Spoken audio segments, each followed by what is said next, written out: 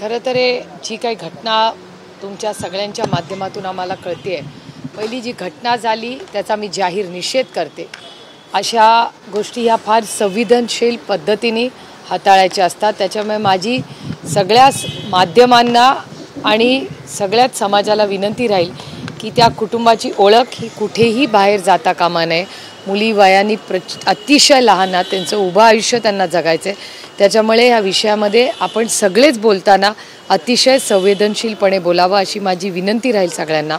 आणि जी घटना झाली याबद्दल सरकारने तातडीने येऊन फास्ट ट्रॅक कोर्ट करून अशी व्यक्ती एकदा तरी या देशात असं झालं पाहिजे की तुम्ही अशी कुठलीही घाणेरडी चुकीची घटना गेली तर त्या व्यक्तीला फाशीची शिक्षा फास्ट ट्रॅक कोर्टमधून दिली गेली पाहिजे। ज्या दिवशी असं काही होईल त्यानंतर अशी घाणेरडा कृती करताना कुठल्याही व्यक्तीला 10 नाही 100 वेळा तो विचार करेल आणि ती भीती त्याच्यात बसली पाहिजे मनामध्ये। कारण का आज वर्दीची भीतीच राहिली नाही असं चित्र दिसतंय। आज पुण्यामध्ये तुम्ही बघा, क्राईम पुण्यात आणि महाराष्ट्रात किती वाढलेला आहे। कोयता गँग, किती वेळा ती कोयता गँग सारखी गाड्या फोडं घर फोडं करत असते, थांबत कसं नाही। याचा अर्थ वर्दीची भीती ही कुणाला राहिलीच नाही। आणि पोर्शची जी केस पुण्यामध्ये झाली, त्या पोर्शच्या केसपासून रक्त सॅम्पल्स बदलायचे, लोक पळून जातात, ह्या गोष्टी घडल्यापासून वर्दीची भीती, ज्या महाराष्ट्राच्या पोलिसांचा मान सन्मान हा लहानपणापासून मी एक आदर्श म्हणून पाहिलेला आहे। आजही महाराष्ट्राचे पोलीस हे देशातलं सगळ्यात चांगले पोलीस म्हणजे महाराष्ट्रातले पोलीस आहेत। पण मग आता काय बिघडलंय त्या डिपार्टमेंटमध्ये आणि ह्याचं उत्तर गृहमंत्र्यांना द्यावंच लागेल। बलात्कार, क्राईम अगेन्स्ट विमेन, एकीकडे तुम्ही महिलेला 1500 रुपये देताय, त्याचं मी मनापासून स्वागत करते। पण त्या महिलेला 1500 रुपये देऊन प्रश्न सुटत नाही, तो तिची सुरक्षितता ही सरकारची जबाबदारी नाही। आणि बदलापूरमध्ये याची एक हाय लेवल इन्क्वायरी झाली पाहिजे की आज लोकांचा जो रोष आहे किंवा जी दगडफेक होते ती होते कशी, त्याच्यात सर्वसामान्य माणूस रस्त्यावर का उतरलाय, कारण का त्याला पोलीस स्टेशनमध्ये न्याय मिळत नाही आहे असं सांगण्यात येतं आहे माध्यमांच्यामधून। आणि मी तिथे फोन करून ही माहिती घेतली की 12 तास का 18 तास ते पालक वण फिरत होते न्याय मागत, पण एकाही पोलीस स्टेशननी त्याची दखल घेतली नाही। हा न्याय आहे महाराष्ट्रात, छत्रपतींच्या महाराष्ट्रात, शाहू फुले आंबेडकरांच्या महाराष्ट्रात, हा कैलासवासी यशवंतराव चव्हाणांचा सुसंस्कृत महाराष्ट्र आहे। आणि या महाराष्ट्रामध्ये जर एका लेकीला न्याय मिळत नसेल तर ह्या सरकारने मला असं वाटतं राजीनामा दिला पाहिजे। जर तुम्ही तुमच्या लेकींना सांभाळू शकत नसाल आणि तिच्यावर अत्याचार झाल्यावर न्याय देऊ शकत नसाल तर मला असं वाटतं या सरकारने राजीनामा दिला पाहिजे। राज्य सरकारने जी शाळेला गेल्या काही दिवसांपासून ज्या घटना घडतात ती कुठल्या राजकीय पक्षाशी संबंधित शाळा असल्यामुळे त्याकडे कारवाई होताना दिसत नाही असं तुम्हाला वाटतं का? कारण की या पूर्वी सुद्धा त्या जो आरोपी आहे त्यासंदर्भात तक्रारी तिथे झालेल्या होत्या। हा राजकीय विषय या सरकारने, कुणाचीही शाळा असली कुणाचीही तरी अशी कृती जर आपल्या लेकीच्या विरोधात होत असेल तर हे सरकारचं अपयश नाही। आणि त्याची जर शाळा असा नियम कायदा जर महाराष्ट्र सरकारने लावला असेल तर मला असं वाटतं सरकारचा आपण जाहीर निषेध केला पाहिजे। आणि अशा या सगळ्या सरकारमध्ये ज्यांनी कोणी निर्णय घेतला त्याच्या सगळ्यांचे पहिले राजीनामे सरकारने घेतले पाहिजे। माझी मुख्यमंत्र्यांना विनंती आहे की आपण राज्याचे मुख्यमंत्री आहात, लेकींसाठी 1500 रुपयाचा कार्यक्रम, बहिणींच्या सुरक्षिततेसाठी तुम्ही 1500 रुपये देताय, मग ही घटना झालीच कशी आपल्या राज्यामध्ये? आणि झाली तर झाली, तुम्ही कुणाला प्रोटेक्ट करताय? जर संस्था चालक कुठल्याही पक्षाचा असू दे, संस्था चालकाचा आणि राजकारणाचा विषय येतोच कुठे इथे? राज्य सरकारने जे खुलासा गायब झालेले आहेत आणि त्यातच भयावह परिस्थिती महिला अत्याचाराच्या संदर्भात आहे, सरकार असंवेदनशील आहे? नाही, मी आज सकाळीही माध्यमांशी बोलताना हे बोललेले आहे की हे सरकार फक्त लोकसभेच्या शॉक नंतर, लोकसभेच्या आधी यांना खरंच बहिणी आठवल्या नाहीत। बहिणी कधी आठवल्या? लोकसभेच्या इलेक्शन नंतर, विधानसभेच्या आधी। आणि त्यानंतर जे सगळा हा जो डेटा हा केंद्र सरकारचा डेटा आहे, महाराष्ट्राचा आणि केंद्र सरकार एकाच विचाराचं आहे। पण क्राईम अगेन्स्ट विमेन म्हणजे महिलांच्या बरोबर होणारे गैरव्यवहार असतील किंवा अत्याचार असतील हे महाराष्ट्रात वाढतायत, कुठेही कमी होताना किंवा थांबताना दिसत नाही। आणि आज काल जी घटना झाली ही काय पहिली घटना नाही, मागच्या आठवड्यात पण अशा अनेक घटना झालेल्या ह्या माध्यमातूनच आम्ही पाहिलेल्या आहेत. त्यामुळे या सरकारचा आणि त्या डिपार्टमेंटचा मी जाहीर निषेध करते आणि या सरकारचा राजीनामा मागते. राज्य सरकारने जे खुलासा करणार सुमोटो ऍक्शन घेतली आणि असं कशाची? वेस्ट बेंगॉलच्या बाबतीत सुप्रीम कोर्टाने सुमोटो ऍक्शन घेतली आणि आज त्या संदर्भातली सुनावणी देखील पार पडली. राज्यात देखील जर सरकार हे करत नसेल तर अशा भूमिका व्हाव्यात असं वाटतं. हे दुर्दैव आहे की अशा संवेदनशील गोष्टीमध्ये राजकारण येते. हेच दुर्दैव आहे. अशा गोष्टीमध्ये त्या लेकीच्या मागे आम्ही सगळ्यांनी आमचे राजकीय मतभेद सोडून त्या मुलीच्या बाजूनी आम्ही उभं राहिलं पाहिजे. इलेक्शन्स होत राहतील. त्या मुलीच्या आयुष्याचा प्रश्न आहे. या मुलीबद्दल हे विचार करणार नाही.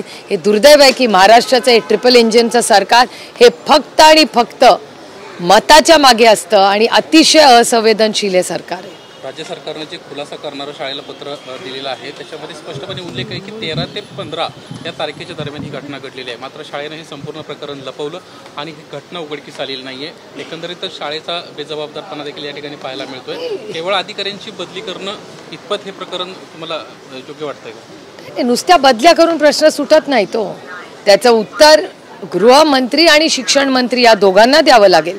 कारण का गृह मंत्रालय काय करते आणि शिक्षण मंत्रालय काय करते. सगळ्या ठिकाणी सातत्याने गृहमंत्र्यांचं फेलियर हे आपल्याला संपूर्ण राज्यात दिसतंय. मग पॉर्सची पुण्याची केस असू दे, वाढणारे महाराष्ट्रातले ड्रग्ज असू दे किंवा हफ्त्यांच्या ज्या गोष्टी आज येत आहेत सगळीकडून त्या कानावर किंवा महिलांवर होणारे अत्याचार, याला जबाबदार कोण आहे?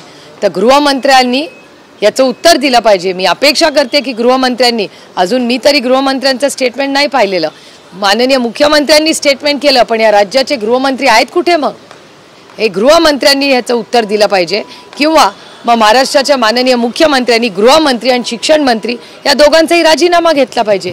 नुसता अधिकाऱ्यांच्या बदल्या करून हा प्रश्न सुटणार नाही आहे. द बक स्टॉप्स ॲट मंत्रालय. मंत्री महोदय काय करतायत? मॅम हिंदी में जानना चाहिए. एक मिनिट, मराठी पुरा होणे तो झालं. मराठी पूर्ण. एक वेगळा विषय ताई, काल रक्षाबंधनाचा दिवस होता आणि तुमचं रक्षाबंधन यंदा अजित पवारांसोबत झालेलं नाही आहे. काय भावना? नाही, माझे कुठलेच म्हणजे पवार किंवा शिंदे, माझ्या आईचं माहेर शिंदे आडनाव आहे, त्यामुळे शिंदे आणि पवार काल कुठलेच शिंदे किंवा पवार बंधू मला काल भेटले नाही. याचं कारण माझा आधीचा नियोजित दौरा हा नाशिकचा आधीच ठरलेला होता पक्षासाठी आणि अर्थातच आपले महाराष्ट्राचे छत्रपतीचे संस्कार आहेत की आधी लग्न कोंडाण्याचं. त्यामुळे अर्थातच आधी आम्ही सगळ्या ज्या जबाबदाऱ्या आहेत पक्षाच्या त्या पूर्ण केल्या. कांद्याचा शेतकरी, दुधाचा शेतकरी, सोयाबीन आणि कपासीचा शेतकरी हा प्रचंड अडचणीत आहे आणि केंद्र सरकार आणि महाराष्ट्राचं सरकार हे जे शेतकरी विरोधी सरकार आहे त्यांनी म्हणजे मला तर वाटते कट कारस्थानच केलं आहे की जो अन्नदाता आहे त्या अन्नदात्याचं कंबरड मोडण्याचं पाप महाराष्ट्राचं आणि केंद्र सरकार करतं आहे. मी जेव्हा नाशिक, जळगाव, धुळे त्या संपूर्ण भागाच्या दौऱ्यात होते, कपास, सोयाबीन आणि कांदा आणि दूध या सगळ्याचे शेतकरी अतिशय हतबल झालेत. प्रचंड आर्थिक अडचणीत ते सगळे आहेत. त्यांना तिकडे इन्शुरन्सचे पैसे मिळत नाही आहे, पीक विमा हा त्या कुठल्याच जिल्ह्यांमध्ये मिळत नाही आहे. त्यामुळे प्रचंड अडचणीत आज शेतकरी आलेला आहे. त्यामुळे त्या कामात गेले अनेक दिवस मी व्यस्त होते. आजही मी फक्त काँग्रेसचा हा कार्यक्रम आहे तेवढ्याच काही तासांसाठी मुंबईला आले. मी आता काँग्रेसचा कार्यक्रम झाल्यावर मी लगेच पुन्हा बारामती लोकसभा मतदारसंघात काही कार्यक्रम ठरले त्याच्यासाठी निघणार आहे. काल म्हणाले होते विरोध देवेंद्र फडणवीसांनी पत्राद्वारे हिवाळी अधिवेशनामध्ये केलेला होता आणि तेच नवाब मलिक अजित पवारांच्या सोबत एकाच मंचावर एकाच गाडीतून फिरताना पाहायला मिळतात. कुठेतरी अजित पवारांनी नवाब मलिकांना स्वीकारलंय महायुतीमध्ये. ह्याचं प्रश्नाचं उत्तर तुम्ही देवेंद्र फडणवीसांना विचारलं पाहिजे. कारण का जेव्हा त्यांनी देवेंद्र फडणवीसांनी किंवा या सगळ्या सरकारनी नवाबभाईंना दूर केलं होतं तेव्हा सुप्रिया सुळे कधीही ओपनली मी नवाबभाईंच्या घरी जायची. मग हॉस्पिटलमध्ये असू दे, जेलमध्ये असू दे, कोर्टात असू दे. मग भुजबळ साहेब असतील, संजय राऊत साहेब असतील, देशमुख साहेब असतील किंवा नवाबभाई असतील, ज्यांच्यावर या सरकारने कुठलीही ॲक्शन घेतली तेव्हा कोर्टात, जेलमध्ये किंवा ते हॉस्पिटलमध्ये असताना सुप्रिया सुळे नेहमी माझी नाती इलेक्शनची किंवा मतांची नसतात, माझी नाती ही प्रेमाची आणि विश्वासाचीच असतात. त्याच्यामुळे या प्रश्नाचं उत्तर तुम्हाला देवेंद्र फडणवीसांना विचारायला लागेल. कारण का त्या कुटुंबावर जो अन्याय झाला, ज्या पद्धतीने नवाबभाईंवर यांनी हल्ले केले, त्यांना जेल दिली, त्यांचं कुटुंब कशातून गेले हे मी स्वतः फार जवळून पाहिलेलं आहे. मागच्या 4-5 दिवसांमध्ये जर पाहिलं तर नवाब मलिक आणि अजितदादा हे सातत्यानं समोर येत होते. दीड महिन्यापूर्वी राष्ट्रवादीच्या बैठकीला नवाब मलिक उपस्थित होते. मात्र भाजपनं कुठल्याच प्रकारे या सगळ्या विषयासंदर्भात आवाज उठवला नाही. कुठंतरी भाजपनं माफी मागितली पाहिजे का असं तुम्हाला वाटतं? अर्थातच भारतीय जनता पक्षाने एक तर ठरवलं पाहिजे भ्रष्टाचारी कोण आणि नाही. म्हणजे नवाबबाईंवर तर टोकाची लाईन घेतली होती देवेंद्र फडणवीसांनी. मी म्हणूही शकत नाही ते शब्द. जेव्हा नवाबबाईंबद्दल टोकाची लाईन देवेंद्र फडणवीसांनी घेतली होती तेव्हा नवाबबाईंच्या बाजूनी मी स्वतः बोलले. सगळ्या माध्यमांची कोणी बोलायला तयार नव्हतं, पण मी बोलले होते कारण का माझा नवाबबाईंवर प्रचंड विश्वास होता. माझी नाती काय फक्त मतांनी होत नाही. नाती अशी असतात ती जेव्हा माणूस अडचणीत असतो त्याच्याबरोबर जेव्हा आपण उभं राहतो त्याला खरं नातं म्हणतात. आणि त्याच्यामुळे माझ्यावर जे माझ्या आईनी आणि कुटुंबानी संस्कार केलेले आहेत तेव्हा माझा अंतरात्मा मला सांगत होता की नवाबबाई अडचणीत आहेत सुप्रिया, ही वेळ आहे त्यांच्याबरोबर उभं राहायची. आणि त्यांनी कुठलाही राजकीय निर्णय घेतला तर माझ्या अंतरात्मानी माझे संस्कार जे आहेत त्याच्या त्यांच्या अडचणीच्या काळात मी त्यांच्याबरोबर उभी राहू शकले, हे माझं भाग्य. अजितदादा काल असं म्हणाले होते की जर सुप्रियाताई मुंबईत असेल तर 100% रक्षाबंधनाचा सण साजरा करायला मी जाईल. काही काल फोन आला होता, काही बोलणं झालं होतं तुमचं दादांसोबत? नाही, माझं काही नाही. मी म्हणजे इलेक्शनच्या ते काळामध्ये त्याच्या आधी त्यांना अनेक वेळा व्हॉट्सॲप वगैरे केलेले आहेत, फोनही करायचा प्रयत्न केला होता, पण त्यांनी ना माझा फोन घेतला ना माझ्या व्हॉट्सॲपला उत्तर दिलेलं आहे. त्याच्यामुळे कदाचित त्यांना बोलायचं नसेल. असं फोर्स थोडी आपण करू शकतो कुणाला ते. ताई हिंदी में जानना चाहेंगे जी। बदलापुर की घटना, जिस प्रकार से 2 बच्चियों के साथ, जो स्कूल की छोटी बच्चियां 3 से 4 साल, उनके साथ गलत व्यवहार होता है, पूरी घटना को आप किस तरह देख रहे हैं? हालांकि नहीं, ये मिसमैनेजमेंट है सरकार का.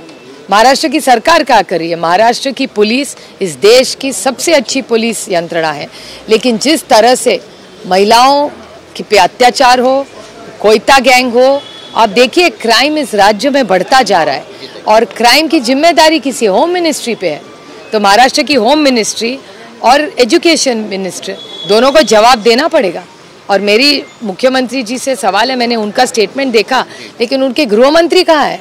मैंने उनका तो स्टेटमेंट आपकी किसी भी चैनल पे नहीं दिया. सर, जिस प्रकार से बात करें महाराष्ट्र में या पुणे या जिस प्रकार से मुंबई के इर्द गिर्द इलाके में आए दिन इस प्रकार की घटना गए, नहीं, हर महाराष्ट्र में हो रहे हैं. फेलियर है ताई? बिल्कुल लॉ एंड ऑर्डर फेलियर है. मैं कब से कह रही हूँ, जब जब देवेंद्र जी होम मिनिस्टर होते हैं हमेशा लॉ एंड ऑर्डर का फेलियर होता है. आप देख रहे हैं पिछले हफ्ते भी जलगांव में जो घटना हुई, धुले में जो घटना हुई, नासिक में जो घटना हुई, कौन है इसके जिम्मेदार? आप पता करिए. आप ही के चैनल ने दिखाया था. तो पिछले हफ्ते जो घटना हुई, फिर मराठवाड़ा के कई इलाकों में घटना जी हुई है, इसके बाद ये महिलाओं का इशू है, उसके बाद पूना डिस्ट्रिक्ट में होता है. हमेशा हर हफ्ते 10 दिन महाराष्ट्र में ऐसी घटना क्यों होती है? इसकी जिम्मेदार कौन है? तो गृह मंत्रालय और उसका इंटेलिजेंस है. फिर इस राज्य का इंटेलिजेंस फेल है पूरा. ताई, अब मांग करेंगे देवेंद्र फडणवीस इस्तीफा दे, जिस प्रकार से लापरवाही? नो, मैं तो पहले भी मांग कर चुकी हूँ कि इस मामले में जिस तरह से कंप्लेन की गई, नहीं ली गई, स्कूल को बोला गया लेकिन उसका फॉलोअप नहीं किया. इस राज्य के जो एजुकेशन मिनिस्टर है, शिक्षा मंत्री और गृह मंत्री माननीय मुख्यमंत्री जी ने उनका इस्तीफा लेना चाहिए. आपको लगता नहीं जिस प्रकार से स्कूल के खिलाफ कार्रवाई की गई, जैसे कि वहाँ के 4 प्रिंसिपल हो, 2 टीचर है और 1-2 लोगों को टोटल 4 लोगों को सस्पेंड किया गया और उस पुलिस स्टेशन के अधिकारी को ट्रांसफर किया, क्या ये कार्रवाई सच में आपको लगता है कि ट्रांसफर और बदली करके नहीं हो, एक पूरा मैसेज जाना चाहिए इस राज्य में कि there is 0 tolerance against any crime and specially about women and children. बच्चे हैं हमारे, हम अगर बच्चों को ये प्रोटेक्ट नहीं कर पा रही है सरकार, तो किस हक से ये सरकार में बैठे हुए आज मंत्रालय में? जो घटना हुई सबको पता था, हफ्ते भर के पहले स्कूल ने बताया था, तो फॉलोअप नहीं करना चाहिए उसका? और उसके बाद पुलिस थाने में जाने में घूमते रहे वो पेरेंट्स, उनके माँ और पिताजी घूमते रहे 12-18 घंटे, किसी ने उनकी कंप्लेन तक नहीं ली. कौन है इसमें जिम्मेदार? ये सरकार है, क्योंकि ये सरकार घर तोड़ो, पार्टियां तोड़ो, ईडी, सीबीआई, इनकम टैक्स इसमें इतनी व्यस्त है कि उनको इस जो संवेदनशील मामले इसके लिए और सरकार चलाने के लिए वक्त ही नहीं है। तो इससे अलग जुड़ा सवाल जानना चाहिए, अजीत पवार जिस प्रकार से मुंबई में है, समान यात्रा निकाल रहे हैं, कल हमने देखा अणुशक्ति नगर में नवाब मलिक के साथ स्टेज सजा की। हालांकि एक समय था जहां बीजेपी इसका विरोध कर रही थी, क्या आपको लगता है बीजेपी अब सामने आना चाहिए और जो आरोप लगा रही थी उसके लिए माफी मांगना चाहिए? नहीं, आपने ये सवाल मुझे नहीं, देवेंद्र फडणवीस जी को पूछना चाहिए कि जिस तरह नवाब भाई के खिलाफ, और सिर्फ नवाब भाई के खिलाफ क्यों, डर्टी डजन, ये मेरा शब्द नहीं था, भ्रष्टाचार के आरोप बीजेपी करती रहती है कश्मीर टू कन्याकुमारी, और जब भ्रष्टाचारी अगर डर जाए तो उसको पार्टी में लेके उसको मंत्री बनाती है। तो भ्रष्टाचार आज कौन कर रहा है? ये तो दूध का दूध पानी का पानी। देश जानता है कि सबसे ज्यादा भ्रष्टाचार आज किसके साथ है या कौन कर रहा है, तो वो भारतीय जनता पार्टी है, ऐसे लोग कहने लगे। एक आखिरी सवाल जानना चाहिए अजीत पवार को लेकर, कल हमने देखा रक्षाबंधन था, आप हमेशा हर साल अजीत पवार दादा को रक्षाबंधन राखी बांधती थी, लेकिन कल ऐसा मौका जहाँ पहली बार नहीं बांध पाई। पहली नहीं, पिछले साल भी नहीं आए थे, पिछली बार भी नहीं बांध पाए, लेकिन क्या था इस मामले, इस बात को लेकर आपसे कहीं ना दुख है कि आप नहीं बांध पाए? देखिए, अजीत दादा से बातचीत करने की कोशिश, एक बहन का दुख सिर्फ एक बहन जानती है, और हमारे जो संस्कार है ना, वो महिला मन में दुख रखती है, वो टीवी चैनल पे दुख नहीं बोलती। तो बातचीत हो पाई था कुछ दादा से? मेरी कल किसी से भी बात नहीं हुई, मेरे किसी के भाई, कौन से भी भाई से कल बात नहीं हो पाई, क्योंकि मैं नासिक में थी, बड़ी व्यस्त थी पूरा दिन भर। लेकिन मेरी सारी भाभियाँ और मेरी बहनों, उन सब ने कल वो सारी पूना में साथ में हमारा फैमिली गेट टुगेदर था, लेकिन मैं नासिक के दौरे पे थी जो पहले डिसाइड हुआ था, इसलिए मैं जा नहीं पाई। लेकिन मेरे बाकी के परिवार के सारे लोग कल पूना में मिले थे। धन्यवाद। महेंद्र थोरवे जे महायुतीचे शिंदे गटाचे आमदार आहेत, त्यांनी सुनील तटकरे यांच्यावरती टीका केली आहे की त्यांचं राष्ट्रवादीचं नेतृत्व हे विश्वासघातके म्हणून सातत्याने ते आरोप करतात। खरं तर महायुतीमध्येच अनबन आहेत का? अरे बापरे, असं म्हणाले ते? एक तर भारतीय जनता पक्षाचे लोक हे सारखेच धमक्या देत आहेत। कालच मी एक भाषण ऐकलं, त्याच्यात तुमच्याच चॅनलवर पाहिलं, त्याच्यात एक आमदार असं म्हणाले की तुम्हाला जर ही स्कीम आणि 1500 रुपये हवे असतील तर देवेंद्र फडणवीसच मुख्यमंत्री झाले पाहिजेत, जर देवेंद्र फडणवीस मुख्यमंत्री नाही झाले तर 1500 रुपये मिळणार नाहीत। आता ही धमकी म्हणजे 1500 रुपये आम्ही काय मागायला आलो नव्हतो तुमच्या दारात, तुम्ही आमच्या दारात आले, आणि वर तुमची धमकी द्यायची की देवेंद्र फडणवीसांना मुख्यमंत्री नाही केलं तर 1500 रुपये देणार नाहीत। हा कुठला कायदा? ही धमकी आहे, आणि हा पहिला नाही, तिसरी धमकी आहे। पहिली धमकी त्या मला वाटतं अमरावतीमधून आली, दुसरी धमकी कुठून आली, सातारा का कुठून आली, आणि तिसरी आता ही धमकी की देवेंद्र फडणवीस मुख्यमंत्री नाही झाले तर तुमचे पैसे बंद होतील। बंद करून तर दाखवा, आम्ही दाखवतो मुख्यमंत्री बदलून तुम्हाला, बघू कोण थांबवतं। या राज्यातल्या एकाही महिलेचे 1500 रुपये हे बंद होणार नाहीत।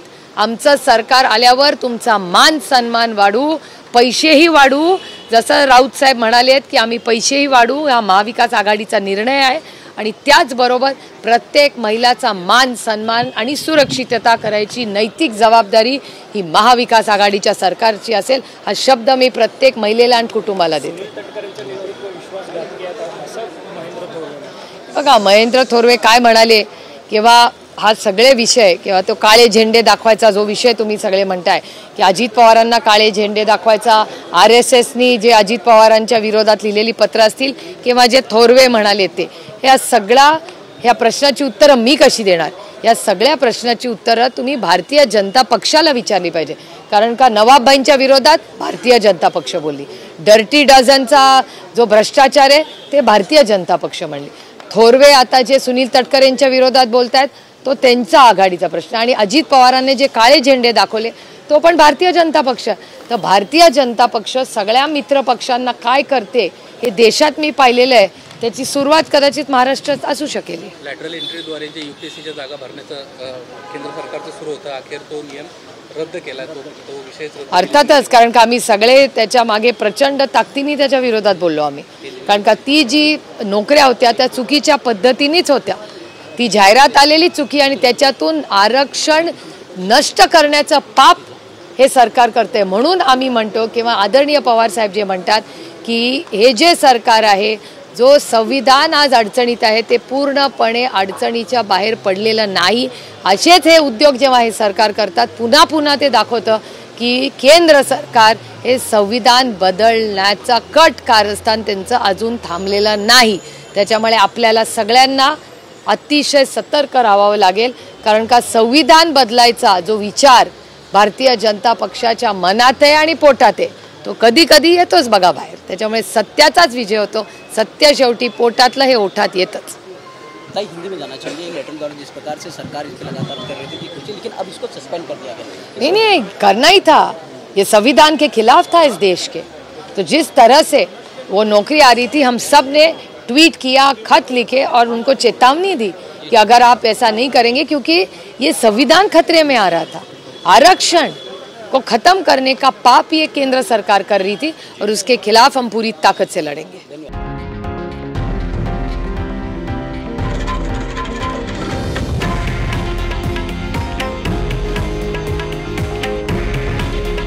हे आहे देशातील नंबर 1 न्यूज नेटवर्क आणि आपण पाहत आहात TV9 मराठी. काळजी तुमची, हित महाराष्ट्राचं.